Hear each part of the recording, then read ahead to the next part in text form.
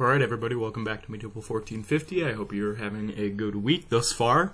So today we're going to be diving back into European history, but before we dive into the Carolingians and their legacy, I do want to briefly remind people, one, you do have another source analysis due this weekend at Sunday, and it will be covering primary sources for today, and that is specifically the 5 sources on the coronation of Charlemagne.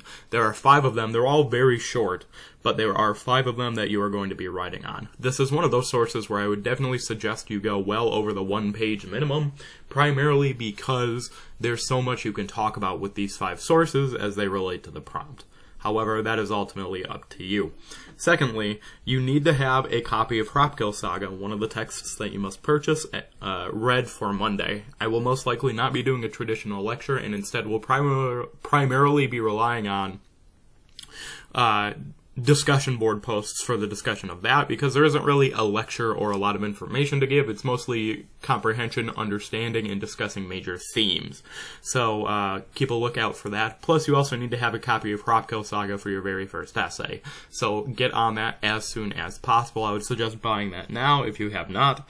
And remember, Hrothgar Saga is one of the 2 texts out of the 3 that you have to purchase for this class that you can get as an ebook version. So if you don't think you can get it here in time in the mail, you can always purchase the ebook version and download the Kindle app. It works just fine.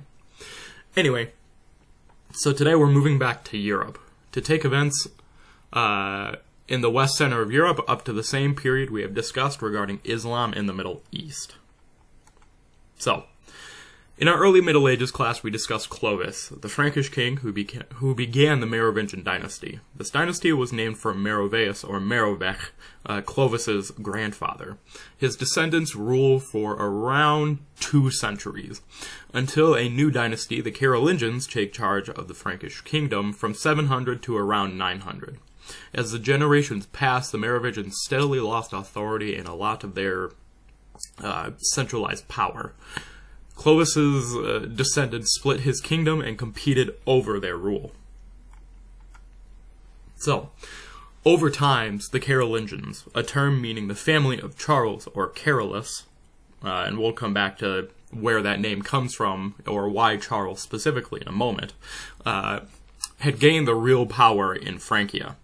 They started as a family holding the title of mayor of the palace, but over time slowly took over more and more authority from the kings.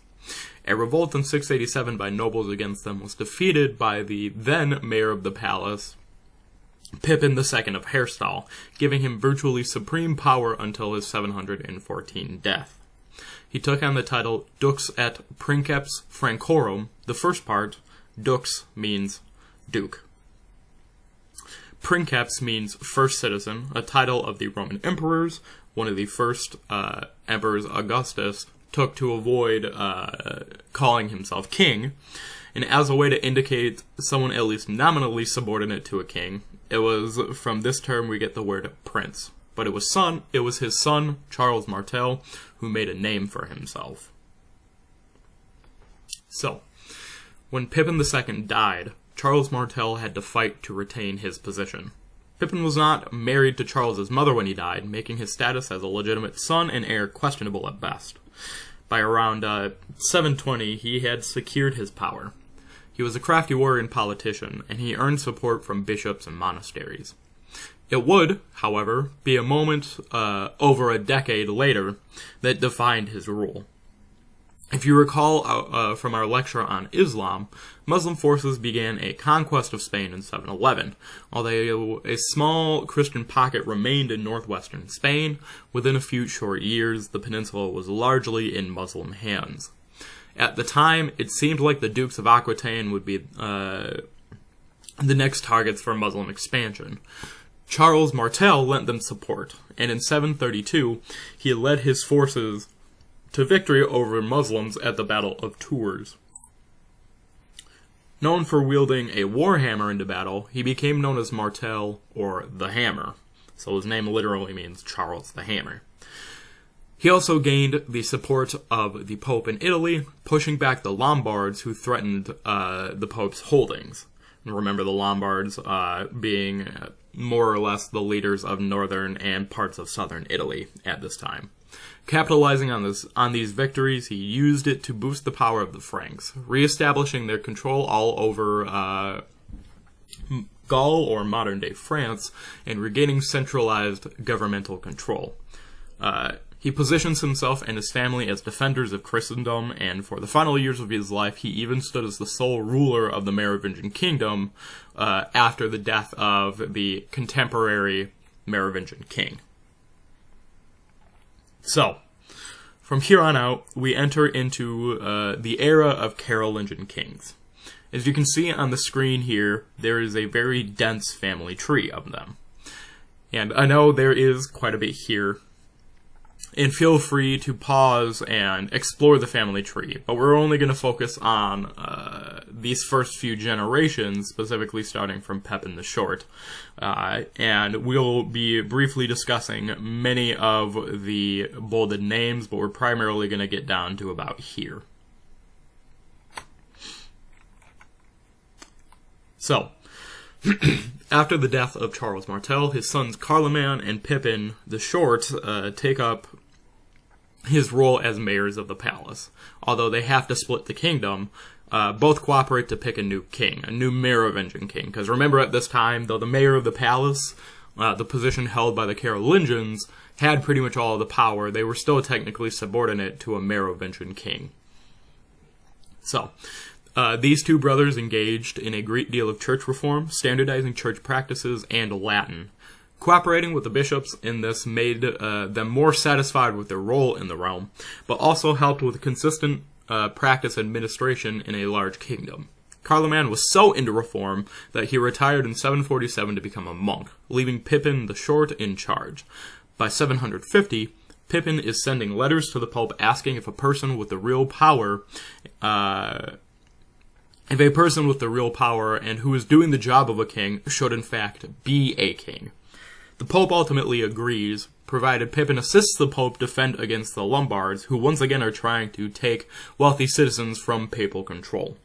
In 754, Pope Stephan anoints Pepin and his family with holy oil, symbolizing that he and his family are chosen by God to rule over the Franks. The position of mayor of the palace is abolished, and the Carolingians now rule as kings with real power. Pepin himself proves to be a fairly successful king, but only a few months after subjugating Aquitaine, and remember this is the same region that Charles Martel defended against Muslim forces, a victory which increasingly becomes a core part of the Carolingian depiction of themselves as defenders of Christendom. He dies.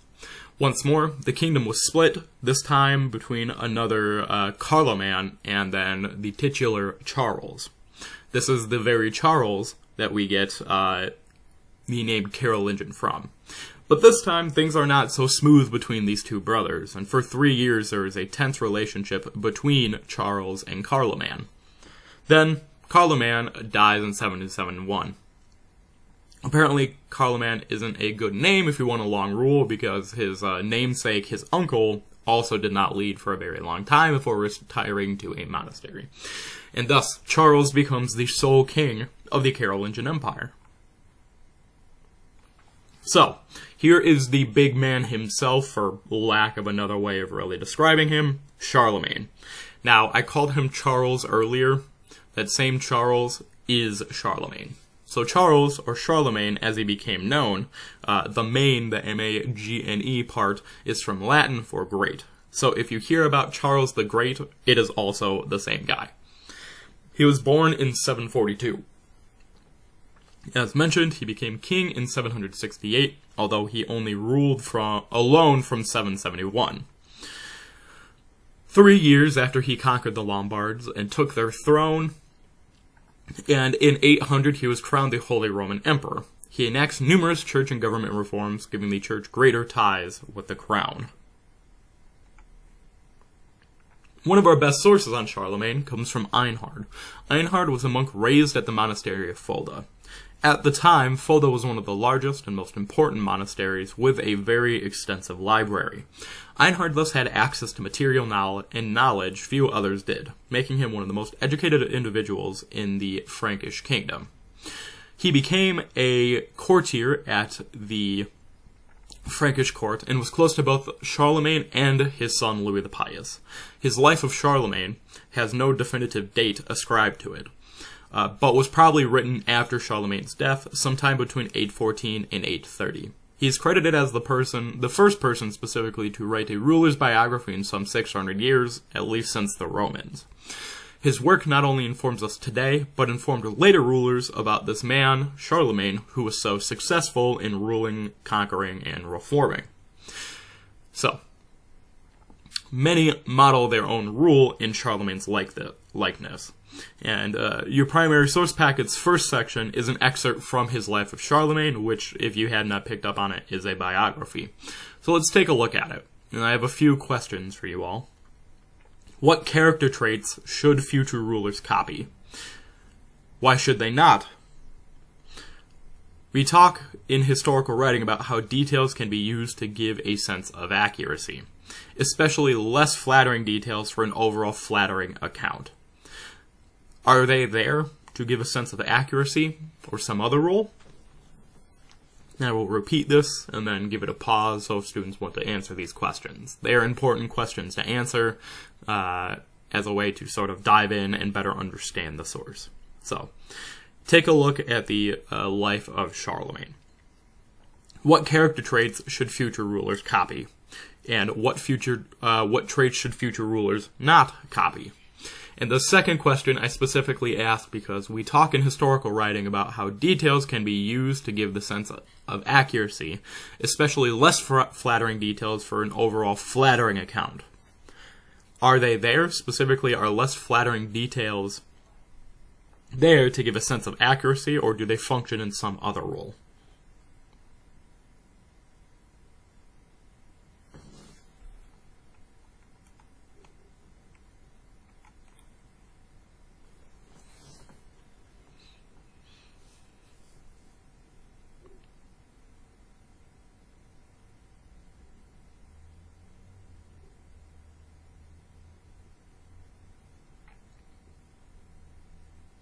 Alright, hopefully that little pause gave you enough time for you to pause the video and answer those questions if you are so in the mood to do so. So, in looking at his reign, let's look at Charlemagne's territorial conquests. After taking over the whole realm in 771, that is this light brown area right here, he moves very quickly. So in 772, he moves on Saxony, and this is up here in what is modern northwest Germany. They are pagans, the same branch of faith the Franks once followed, and the Scandinavians above, Scandinavians up here, still do follow, and have a tendency to raid in Frankish kingdom. So thus far in Carolingian history, the Saxons have caused a lot of problems for the Carolingians, namely because they have these constant, incessant raids. Conquering the region, Charlemagne attempts to end this, building churches and forcibly converting the populace. And, no surprise, they revolt, and Charlemagne has to reckon with an enemy that isn't a unified kingdom whose throne he can just take. He nevertheless destroys the Saxon revolt, and destroys a holy pagan tree that was a major religious site for the Saxons, cutting off the heads of the Saxon leaders and making laws for the Saxons, specifically outlawing pagan practice in particular, and, for lack of a better word, effectively colonizing the region. In northern Italy, down here, also an area referred to as the Lombard Kingdom, a nuisance both to the Franks and the Pope, is conquered by Charlemagne over a 7-month campaign between 773 and 774. Potential threats to Frankish control, such as the former king's son, are quietly eliminated. In Bavaria, which is this area generally down here, the Duke argued that he was not really Charlemagne's subject and thus did not have to contribute. When Charlemagne marches on the region, he finds a supportive populace who did not think much of their ruler, and he abolishes the position of Duke of Bavaria.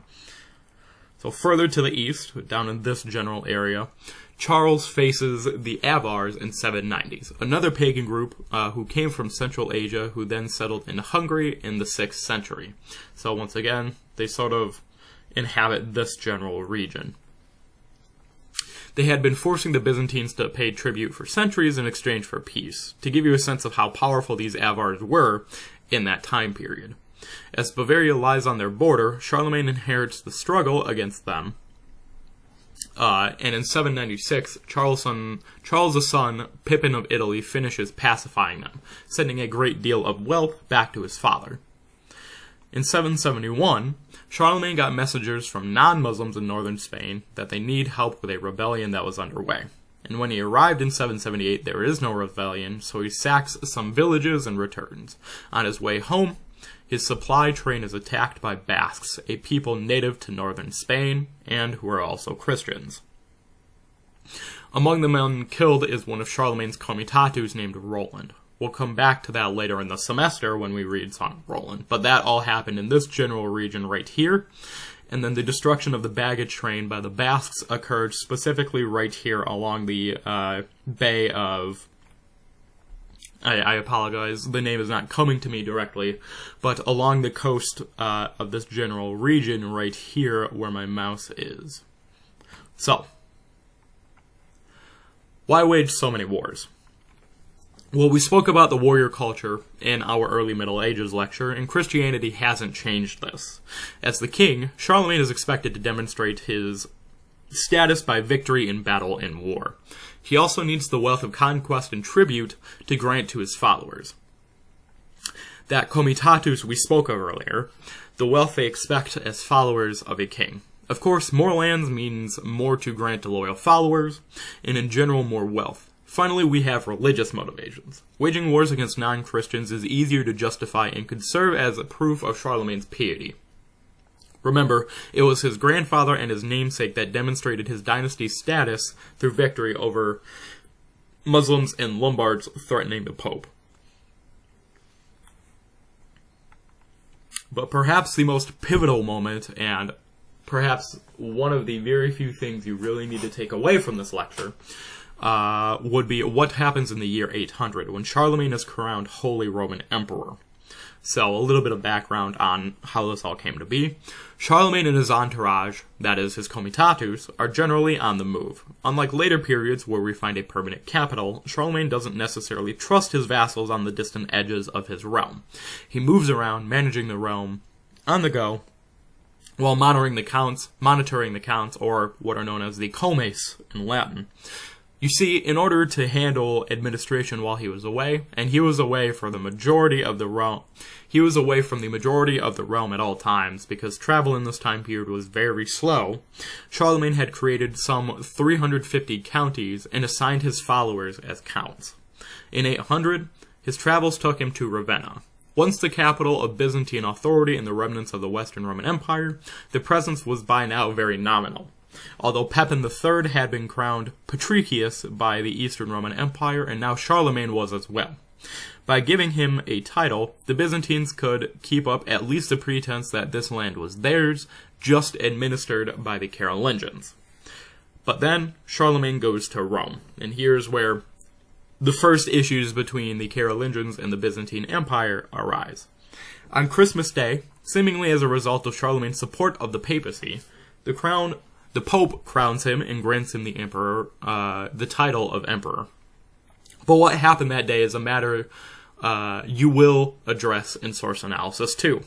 The sources you will have read are all 5 records of that very day. There are no more other sources that actually recount what happened at Charlemagne's coronation as Holy Roman Emperor.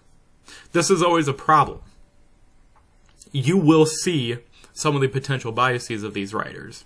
And if such a pivotal moment in history has so few records, what else is missing from our historical record? Just to give you a sense of how we know a lot about the Middle Ages, but the historical record is always very spotty, namely because we've lost a lot of source material, we've lost a lot of records, and all of that. And the fact that such an important moment in history, the first time someone was crowned Holy Roman Emperor, and something that would begin a major legacy throughout all of European history, there were no historical records that were direct contemporaries to the event or occurred at the event. That just gives you a sense of the limits we have in our sources from the Middle Ages. So, but this move to Rome and this crowning has a number of consequences that are very important, especially for understanding the major changes that occurred during the Carolingian time period. First, we see the fusing of the authority of the monarchy and the church. Charlemagne is crowned by the Pope, meaning that his authority stems from God. But, as you may have seen from your own work, there is an inherent tension here, or rather, as you will see from your own work. Just some general questions to think about. Does the church exist to support good Christian rulers, or do rulers serve the church? The church has an established hierarchy, as does Charlemagne's empire. How do the two match up, if at all? These questions aren't going anywhere, as they define many of the conflicts in the Middle Ages. In the meantime, though, the crowning runs a fine line on two concepts. In one sense, Charlemagne's crowning represents a return of the Roman Empire in the West, but this empire is not the same. It is far more centered in the North, but more important, it is deeply and thoroughly Christian. But another big trend is shown by this crowning. Charlemagne is crowned Emperor of the Romans. But there is already a Roman emperor at the time that he is crowned. The Byzantines already claimed that title, and now that the Western Roman Empire is gone, they and they alone see themselves as the heirs to Rome. This reflects a schism in the Christian church. Remember how we said that the Eastern Roman Empire, as it transitioned to being the Byzantines, spoke more Greek? Well, this is affecting the church. The Byzantines are using a Greek Bible, and the West is using the Latin Vulgate Bible. And now the Eastern, what we now call Orthodox Church, stands with the Byzantines in Constantinople, while the Western, or what we now call Catholic Church, stands with Rome and the new Holy Roman Empire. But these are issues we will return to on other days because they do consistently pop back up. In the meantime, Charlemagne begins a program of reform known as Renovatio et Correctio. This means renewal and correction in Latin. Why would these be the terms they chose? These are not modern terms being reflected on the past.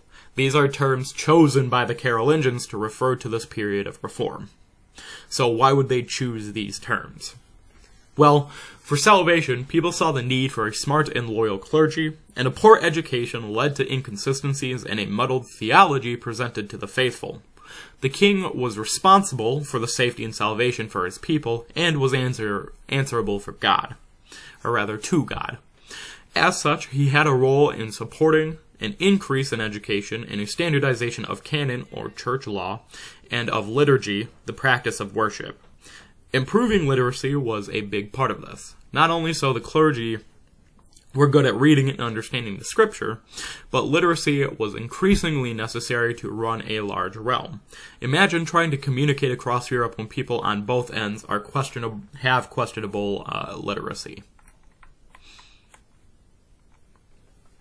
To address this, Charlemagne starts supporting education, funding the establishment of monasteries and attracting scholars such as Alcuin across Europe to contribute.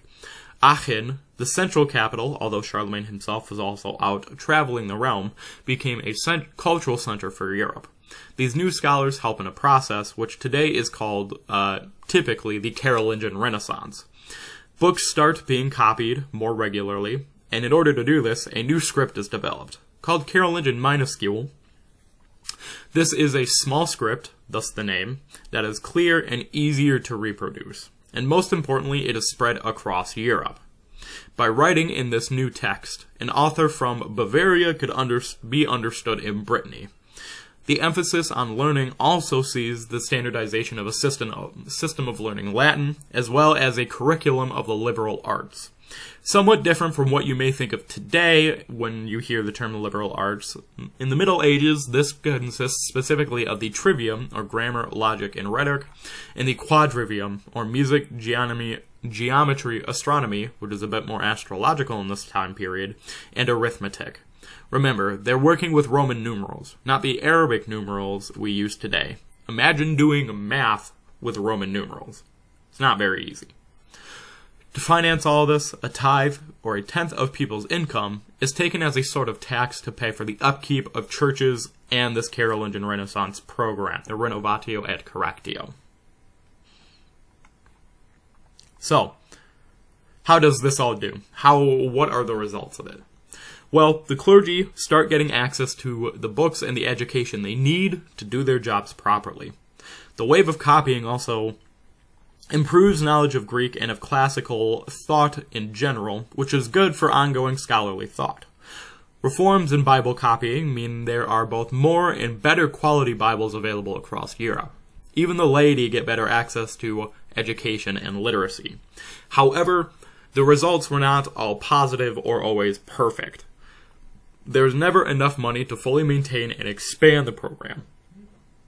The majority of the population, even beyond, or especially those beyond the clergy, remain uneducated, including the aristocracy. The circle of the literate has expanded, but not fully. More concerning for the laity, the clergy being educated isn't always good for kings. Educated clergy are more empowered to criticize their rulers using the knowledge they have gained access to. Indeed, Louis the Pious, Charlemagne's heir, is forced to do penance in 822 because the church tells him he must. So, moving to this gentleman I just mentioned, Louis the Pious, after Charlemagne's death, Louis takes the throne. He has 4 sons: Lothar, who became a co-emperor and king of Italy; Louis the German, the king of Bavaria; Pepin, the king of Aquitaine; and Charles the Bald by his second wife, for whom he carves out Germany from the earlier inheritance. Charles the Bald's section cuts into Lothar's inheritance, while other sons start 2 major rebellions in 830 and 833. In 833, Louis is betrayed by his men while fighting his son at the field of Liège. An abdication ceremony is orchestrated by his son, and Louis, his wife Judith, and Charles the Bald were packed off to a monastery. But within 6 months, Lothar is squabbling with his brothers, and Louis the Pious is snuck back out of the very same monastery he was forced to abdicate to and join. And he joins his brothers to defeat and banish Lothar to Italy, where he remains king. Louis the Pious is emperor again, but Pepin dies in 838, and Louis dies 2 years later while waging war against his son, Louis the German. So in essence, Louis the Pious, though he had a relatively successful early reign, amongst his 4 sons, there is a whole lot of problems and various different rebellions, and a lot of this stuff is pretty normal whenever you end up splitting your empire into 3 or 4 parts among your different sons. Of course, rivalries are going to come to the fore. So, Louis's death does not solve the problem. The 3 remaining sons, Lothar, Louis the German, and Charles the Bald, immediately begin fighting each other. After a very bloody year of 841, Louis the German and Charles the Bald make the Oaths of Strasbourg, agreements to stand together against Lothar. This is also, by the way, the first evidence of the use of vernacular Old French and German language instead of Latin for an official document, or really just in general. A year later, at Verdun, the 3 brothers carve up Charlemagne's realm into equal shares. Lothar holds the title of emperor, but holds just as much land as his siblings. In the end, Lothar's 3 sons further split his realm, and the squabbling continues. Charles the Fat eventually manages to reunite everything as his family members died, but in 888 he has a stroke, is deposed, and dies. In the end, the western section slowly develops into what will be understood as the Kingdom of France, while the other 2 sections, broadly speaking, eventually become part of a permanent institution of the Holy Roman Empire, which becomes a political force until the 19th century. But this won't be under the rule of the Carolingians. By the end of the 10th century, the last Carolingian king is dead. And unfortunately, that's not the only problem Europe is dealing with at this time period. Many groups from the edges of Christian Europe become persistent threats demanding tribute. Rulers often decide to pay rather than to fight, but those tribute payments have a way of becoming larger and larger. Local responses are often more effective. as small forces from local lords and fortifications prove more effective at stymieing raids than distant rulers. Europe is faced with Muslims in the Mediterranean and Spain, Magyars and other pagan groups in the east, and in the north, and the subject of our next lecture, the Vikings.